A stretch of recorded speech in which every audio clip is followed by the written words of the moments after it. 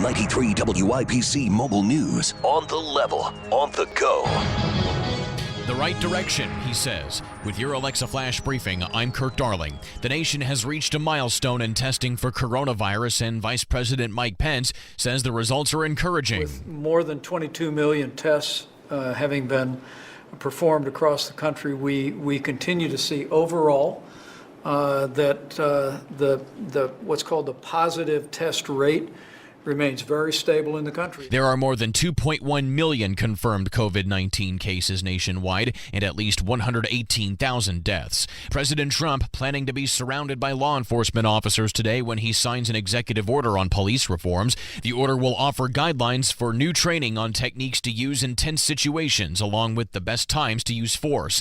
The move follows 3 weeks of nationwide protests over police brutality. City leaders in Indianapolis starting a sweeping review on how it approaches police work and how to rethink that approach. I'm Eric Berman. New York University law professor Ann Milgram will lead the discussion of how to move issues like mental illness and homelessness to the center of how the city fights crime. This is meant to be an opportunity for the community to speak on what public safety means to them, and frankly to move away from the types of things that we have always measured, like in a police department arrests, and really sort of draw back to asking what makes communities safe. Milgram led the reorganization of Camden, New Jersey's police department 10 years ago and says Indy's the first real opportunity since to do it again. Eric Berman, 93 WIBC Mobile News. South Bend city leaders are moving ahead with reforms to their city's police department. One of the new rules will be officers there cannot use chokeholds while arresting someone. Granted, they never used chokeholds to begin with, says Chief Scott Ruskowski. We have never, in my 32 years, I've ever taught it,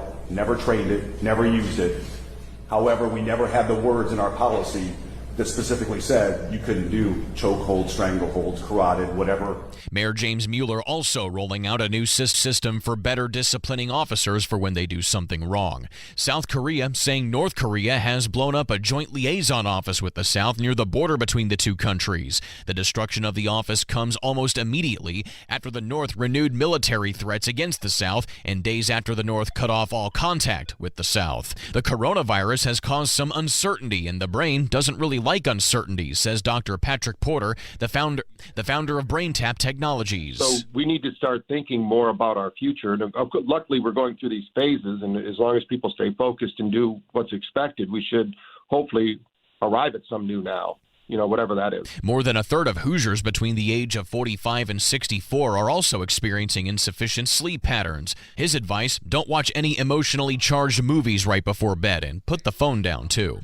The Major League Baseball Players Association says players are disgusted after League Commissioner Rob Manfred reversed course on his comments about Major League Baseball's chances of having a season this year. Executive Director Tony Clark said it's another threat in a series of bad faith negotiations by MLB.